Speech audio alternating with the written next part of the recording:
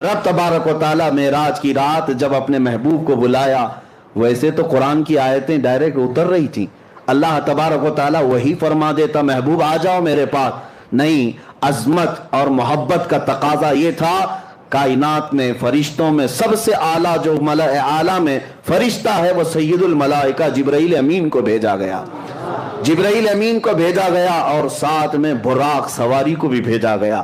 محبوب میرا جبرائیل کے اٹھانے کے بعد براق پر سواری کرتے ہوئے آئے، حضور نے خود فرمایا میں حتیم حرم میں یا حرم کا جو حصہ ہے مطاف، وہاں پر حضور صلی اللہ تعالیٰ علیہ وسلم آرام فرما رہے تھے، جبرائیل امین رات کے وقت آئے، 3 مرتبہ حضور پاک صلی اللہ علیہ وسلم کے پاس ہوا ہے، اور تیسری مرتبہ حضور صلی اللہ تعالیٰ علیہ وسلم جب بیدار ہوئے تو عرض کیا کہ آقا رب ذوالجلال آپ کو اپنے جلوہ خاص میں دعوت دے رہا ہے، آپ چلیں سفر پر۔ حضور کو اٹھایا، اور اتنا ہی نہیں بلکہ چاہے زمزم کے پاس لے جا کر حضور پاک صلی اللہ علیہ وسلم کا سینہ اطہر چاک کیا گیا، آپ کا دل مبارک نکالا گیا، اور جنت کی ایک تشتری میں انوار و تجلیات سے بھرا ہوا پانی تھا، اس پانی سے رسول کریم صلی اللہ علیہ وسلم کے قلب اطہر کو دھویا گیا، پھر دوبارہ آپ کے سینے مبارکہ میں رکھا گیا، اور اس کے بعد پھر جبرائیل امین نے عرض کیا براق سواری آپ کے لیے تیار ہے۔ نبی پاک صلی اللہ تعالیٰ علیہ وسلم جب براق کے پاس گئے، یہ سواری نہ پہلے آپ سے کسی کو دی گئی اور نہ قیامت تک کسی کو دی جائے گی، وہ رسول کریم صلی اللہ علیہ وسلم کا خاصہ ہے۔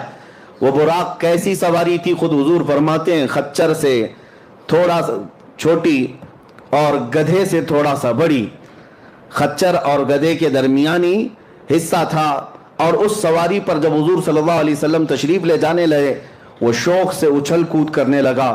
جبرائیل امین علیہ الصلوۃ والتسلیم نے ارشاد فرمایا براق تجھے معلوم نہیں سید الانبیاء تجھ پر سواری کر رہے ہیں۔ براق نے یہی کہا کہ اسی شوق میں اور اسی مست و شادمانی میں رقص کنا ہوں، اور نبی پاک صلی اللہ علیہ وسلم اس پر جب سوار ہوئے تو اس براق کی تیز رفتاری کا عالم یہ تھا، جہاں تک نظر پڑتی ہے اس کا پہلا قدم ہوا کرتا۔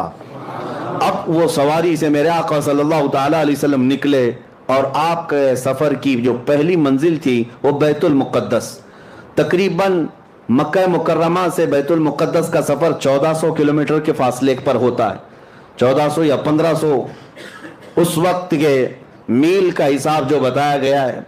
عزیزان گرامی، جب رسول کریم صلی اللہ تعالیٰ علیہ وسلم وہاں پر تشریف لے گئے، اب رسول کریم صلی اللہ تعالیٰ علیہ وسلم بیت المقدس میں اندر تشریف لائے تو دیکھا آدم علیہ السلام سے لے کر عیسیٰ علیہ السلام تک جتنے نبی تھے سب صف بستہ وہاں پر کھڑے تھے، سب کے سب وہاں پر کھڑے ہوئے تھے۔ اعلیٰ حضرت امام اہل سنت فاضل بریلوی فرماتے ہیں نماز اقصیٰ میں تھا یہی سر، آیا ہو معنی اول و آخر، کہ صف بستہ پیچھے ہیں حاضر جو سلطنت آگے کر گئے تھے۔ سارے بادشاہ اپنے زمانے کے وہ انبیاء کرام علیہ السلام تھے، لیکن آج وہ مقتدی بن کر کھڑے ہوئے تھے۔ سب سے آگے میرے آقا صلی اللہ تعالیٰ علیہ وسلم مصلی امامت پر گئے، اور ان تمام نبیوں کی میرے آقا نے امامت فرمائی۔ وہ کون سی نماز تھی؟ معراج کی شب حضور صلی اللہ علیہ وسلم نے جو انبیاء کو پڑھائی، یہ نماز امتیوں کی نمازوں کی طرح نہیں ہے، وہ نبیوں کے لیے خاص نماز تھی۔ اس جماعت کا امام بھی خاص تھا اور مقتدی بھی خاص تھے۔ اس نماز کے بعد ایسا ہی نہیں ہے کہ نماز ہو گئی، بلکہ اولو العزم جتنے انبیاء کرام مرسلین اعظام تھے، ان سب نے حضور صلی اللہ تعالیٰ علیہ وسلم کی تعریف میں قصیدے سنائے۔ حضرت ابراہیم علیہ السلام نے میرے آقا صلی اللہ علیہ وسلم کی تعریف سنائی، حضرت موسیٰ علیہ السلام نے تعریف سنائی، حضرت اسماعیل علیہ السلام نے تعریف سنائی۔ یعنی یہ بھی آپ دیکھیں، محفل مصطفیٰ جب لگی ہوتی ہے، پہلے جو ہم نعتیں پڑھتے ہیں یا سنتے ہیں یہ انبیاء کی سنتیں ہیں، انبیاء کرام کی سنتیں ہیں۔ حضور صلی اللہ تعالیٰ علیہ وسلم کے قصیدے سنائے، پھر نبی پاک صلی اللہ تعالیٰ علیہ وسلم بیت المقدس سے نکلتے ہیں، یہاں سے نبی پاک صلی اللہ تعالیٰ علیہ وسلم آسمانوں کی طرف نکلے۔ اب آسمانوں کا سفر، پہلے آسمان پر گئے، دروازہ ہے آسمان میں، جبرائیل امین نے دروازے کھولنے کا حکم دیا، دربان نے پوچھا کون ہے، کہا محمد عربی صلی اللہ تعالیٰ علیہ وسلم آئے ہوئے ہیں، دروازہ کھول دیا گیا۔ پہلے آسمان پر جب گئے، وہاں حضرت آدم علیہ السلام سے میرے آقا کی ملاقات ہوئی، وہاں پر ملاقات کے بعد دوسرے آسمان پر حضور صلی اللہ علیہ وسلم تشریف لے گئے. دوسرے آسمان پر جب نبی پاک صلی اللہ علیہ وسلم تشریف لے گئے وہاں پر بھی دروازہ کھولا گیا. دوسرے آسمان پر عیسیٰ علیہ السلام اور یحییٰ علیہ السلام سے ملاقات ہوئی. تیسرے آسمان پر گئے رسول کریم صلی اللہ تعالی علیہ وسلم وہاں حضرت یوسف علیہ السلام سے ملاقات ہوئی. چوتھے آسمان پر گئے نبی پاک صلی اللہ تعالی علیہ وسلم کی وہاں پر ملاقات حضرت ہارون علیہ السلام سے. پانچویں آسمان پر حضرت ادریس علیہ السلام سے ملاقات ہوئی. چھٹے آسمان پر اولو العزم پیغمبروں میں سے سیدنا کلیم اللہ موسیٰ علیہ السلام سے ملاقات ہوئی. ان کے بعد پھر ساتویں آسمان پر پہنچے. ہر آسمان کی شکل الگ, ہر آسمان کی حیت الگ, ہر آسمان کے دروازے الگ, ہر آسمان میں فرشتے بھی الگ. ساتویں آسمان پر جب گئے نبی پاک صلی اللہ علیہ وسلم نے دیکھا ابو الانبیاء حضرت ابراہیم علیہ السلام وہاں پر تھے. ان سے ملاقات ہوئی. نبی پاک صلی اللہ تعالی علیہ وسلم نے سب سے ملاقاتیں کی, سب سے بات چیت بھی فرمائی. اور اس کے بعد سدرۃ المنتہا پہنچے. سدرۃ المنتہا کیا ہے؟ ایک بیری کا درخت, ایک ایسا درخت جس کی لمبائی چوڑائی کو تم تصور میں بھی نہیں لا سکتے, تصور میں بھی نہیں لا سکتے. یہ پوری دنیا اس کے ایک پتے کے برابر بھی نہیں, پوری دنیا اس درخت کے پتے کے برابر نہیں. سدرۃ المنتہا وہ ایک جھاڑی ہے جس کے ارد گرد اللہ کے تمام فرشتے ہیں. سدرۃ المنتہا یہ جبرائیل امین علیہ الصلوۃ والتسلیم کا آخری مقام ہے. وہاں پہنچنے کے بعد اب جتنے فرشتے اللہ تعالیٰ کے ہیں سب ہجوم در ہجوم آنے لگے. اور یہ حدیث پاک میں ہے سارے فرشتے آ کر اللہ رب العزت کی بارگاہ میں عرض کرنے لگے, اے مولا آج تیرا محبوب تیرے قرب کے اور تیرے وصال کی لذتیں پانے کے لیے سفر معراج پر آیا ہے. اس سے بہتر موقع ہمیں نہیں ملے گا, ایک بار تیرے حبیب کے دیدار کا موقع عطا کیا جائے. اللہ رب العزت کی طرف سے ملائے اعلیٰ تمام فرشتوں کو اجازت دی گئی. حضور صلی اللہ تعالی علیہ وسلم ارشاد فرماتے ہیں میں سدرۃ المنتہا کے پاس تھا, فرشتے ہجوم در ہجوم آتے اور زیارت کرتے, درود پڑھتے اور نکلتے چلے جاتے. وہ کیسا سما تھا, وہ کیسا نور کا وہ ماحول تھا کہ اس لمحے, یہ کتنے لمحے گزرا, کتنا زمانہ گزرا, ہم میں سے کوئی ادراک نہیں کر سکتا, تصور نہیں کر سکتا. سدرۃ المنتہا کے سفر کے بعد, سدرۃ المنتہا کے بعد براق کو بھی چھوڑ دیا گیا. جبرائیل امین بھی وہاں رک گئے اور حضور صلی اللہ علیہ وسلم نے ان سے کہا کہ چلو جبرائیل آگے. تو جبرائیل کہنے لگے لو دنوت انملتن, اگر میں ایک رائی کے دانے کے برابر بھی آگے بڑھ جاؤں تو اللہ کی تجلی سے میرے پر جل جائیں گے. اس سے زیادہ کی لمٹ نہیں ہے, اس سے آگے نہیں جا سکتا. آپ تشریف لے جائیں, آپ کا رب آپ کا حامی و ناصر ہے. نبی پاک صلی اللہ علیہ وسلم اس کے آگے کا جو سفر فرماتے ہیں. پھر بھی ابھی ایک سواری لائی گئی جس کو رف رف کہا گیا. رف رف یہ براق سے بھی کئی ہزار درجے تیز رفتار, براق سے کئی ہزار درجے تیز رفتار. اس میں جب نبی پاک صلی اللہ تعالی علیہ وسلم سوار ہوئے تو جہاں تک جبرائیل کی نظریں جاتی تھی وہاں تک رف رف گیا. پھر حضور صلی اللہ تعالی علیہ وسلم کو رف رف سے بھی اترنے کا حکم ہوا. رف رف سے جب آپ صلی اللہ علیہ وسلم اتر آئے تو اس سواری کو بھی چھوڑ دیا گیا. اب حکم ہوا کہ اب محبوب اکیلے جائیں, اس سے آگے اب کسی کا سفر نہیں ہے, اب آپ اکیلے جائیں. اب جس جگہ میرے آقا صلی اللہ علیہ وسلم گئے اس کو کہتے ہیں لا مکان. اس کو کیا کہتے ہیں؟ لا مکان. لا مکان کا مطلب ہوتا ہے مکان ہے ہی نہیں, جگہ ہے ہی نہیں. کیا بولو گے اس کو, اس کا نام کیا ہے, اس کا نام کیا؟ اچھا, اور دوسری بات وہ کہاں ہے, کیسا ہے, کدھر ہے, یہ بھی نہیں پتا. اب رسول پاک صلی اللہ علیہ وسلم کا وہ نوری سفر, 3 سفروں کے لیے 3 الگ الگ شان میرے مصطفیٰ کو دی گئی ہے, الگ الگ شان. اب نبی پاک صلی اللہ تعالی علیہ وسلم کے اس سفر میں ائمہ اکرام نے فرمایا پہلا سفر جو تھا وہ عالم بشریت کا تھا, مسجد حرم سے مسجد اقصی تک, یہ عالم بشریت کا سفر تھا, بشریت کا.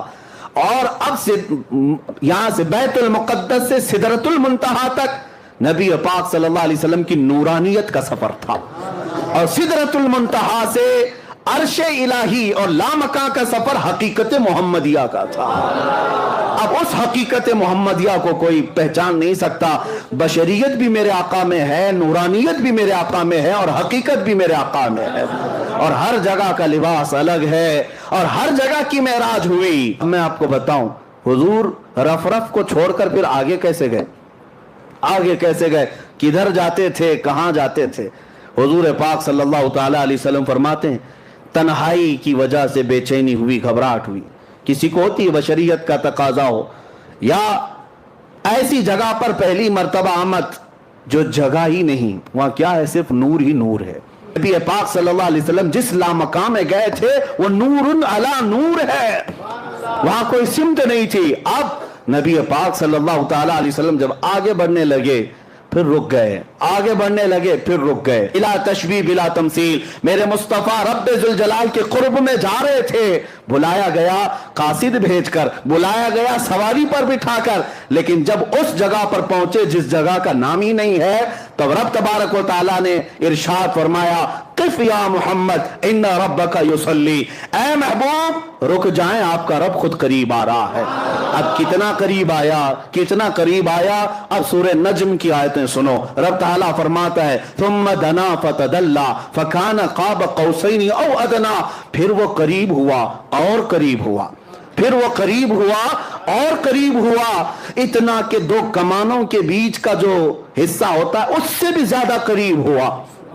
अब ये जो इस्तिआरा इसको कहते हैं अरबी में, तशबीह दी गई कमान से, कमान। उसके बाद क्या हुआ, वहां पर रब्बे जुल जलाल को महबूब रब ने, हुजूर पाक सल्लल्लाहु ताला अलैहि वसल्लम ने अपने जाहिरी आंखों से देखा, सिर्फ तजल्ली को नहीं, पूरी जाते इलाही को देखा, करीब इतना हुए।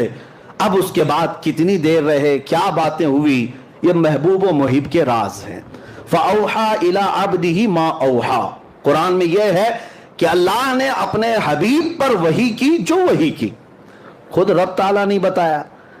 कुरान में हर चीज बताई गई है, लेकिन वहां अपने हबीब को क्या बातें की, अल्लाह फरमाता है फ़अौहा इला अब्दिही मा औहा, अपने बंदे खास से जो बातें करनी थी कर लिया रब, हो गई बातें। अब उसके बाद रसूल पाक सल्लल्लाहु अलैहि वसल्लम इरशाद फरमाते, अल्लाह अज़्ज़ा वजल ने अपने दस्ते कुदरत को मेरे सीने पर रखा, जिसकी ठंडक मैंने अपने दिल में महसूस की, और उसके बाद मैंने जमीन और आसमान की हर छुपी हुई चीज को देख लिया, हर शय मेरे सामने आया हो गई। फिर आला हजरत इसी को फरमाते, या रसूल अल्लाह, सरे अर्श पर है तेरी गुजर, दिरे फर्श पर है तेरी नजर, मलकूत मुल्क में नहीं कोई शय वो जो तुझ पे आया नहीं, और कोई गैब क्या तुमसे नेहा हो भला, जब न खुदा ही छुपा। सबसे आला दुनिया में कोई चीज आपको लगती हो तो आप अपने अपने हिसाब से अक्ल से सोचते होंगे आसमान सबसे बुलंद है, फलां उससे, लेकिन पूरी कायनात को बनाने वाला रब्बुल आलमीन है। उस रब्बुल आलमीन को जब रसूल पाक ने अपनी आंखों से देख लिया, खुदा देख लिया, तो फिर खुदाई क्या रह गई? खुदा को देख लिया तो फिर खुदाई कोई चीज बाकी ना रही, सब देख लिया मेरे आका सल्लल्लाहु अलैहि वसल्लम ने। अब रब्बुल आलमीन के जिलुए खास से जब आना था तब वापस हुए, और कितने साल थे, कब आए, ये नूरी सफर है, इसमें कोई बता नहीं सकता। वापस जब मेरे आका सल्लल्लाहु ताला अलैहि वसल्लम तशरीफ लाए तो आपको पता है छठे आसमान पर हजरत मूसा अलैहिस्सलाम से मुलाकात हुई। तो अभी जो आप सुन भी रहे थे और इससे कबल सुने भी होंगे, मूसा अलैहिस्सलाम मुलाकात किए, 50 नमाजें थी, कहा कि आपकी उम्मत इतनी नहीं पड़ेगी, कम करा कर लाएं। हुजूर सल्लल्लाहु ताला अलैहि वसल्लम वापस तशरीफ ले गए, 5 कम कराए। ये बार बार आते थे, बार बार जाते थे, 5-5 कम होती थी, 9 बार हुजूर गए, 9 बार हुजूर पाक गए, और 9वें बार जब वापस तशरीफ लाए 5 बची रह गई। हजरत मूसा अलैहिस्सलाम उस वक्त भी कह रहे थे कि और कम करा ली थी। हुजूर सल्लल्लाहु ताला अलैहि वसल्लम ने इरशाद फरमाया, अब मुझे हया आती है मेरे रब के पास और कम कराने के, लेकिन अल्लाह रब्बुल इज्जत ने अपने महबूब से फरमाया, जाओ महबूब आप अपनी उम्मत को ये 5 दे दें, लेकिन अल्लाह सवाब 50 का ही अता करेगा। 5 पढ़ोगे लेकिन सवाब 50 का ही दिया जाएगा, इसमें कोई कटौती नहीं की गई सवाब में। उसके बाद नबी पाक सल्लल्लाहु ताला अलैहि वसल्लम जब वापस तशरीफ लाए, वापस अब इस सफर में जन्नत और दोज़ख का भी मुलाहिजा किया, अर्श व कुर्सी, लौह व कलम और सारे अल्लाह तबारक व तआला की खुदाई को देखकर वापस तशरीफ लाए। हुजूर फरमाते हैं, मैं जब आया तो उसके बाद نبی پاک صلی اللہ علیہ وسلم فرماتے ہیں میں مسجد حرم کے اسی احاطے میں تھا جہاں سے مجھے لے جایا گیا تھا، اور جب میں آنکھ کھول کر دیکھتا ہوں تو میرے دروازے کی زنجیر ابھی ہل رہی تھی جس کو کھول کر گئے تھے حضور پاک صلی اللہ تعالی علیہ وسلم جس بستر پر آرام کر رہے تھے وہ بستر ابھی گرم ہی تھا. یعنی کتنی دیر گرم رہ سکتا ہے سوئے ہوئے آدمی کا بستر؟ تا عرش گئے پھر آئے محمد، زنجیر بھی ہلتی رہی، بستر بھی رہا گرم.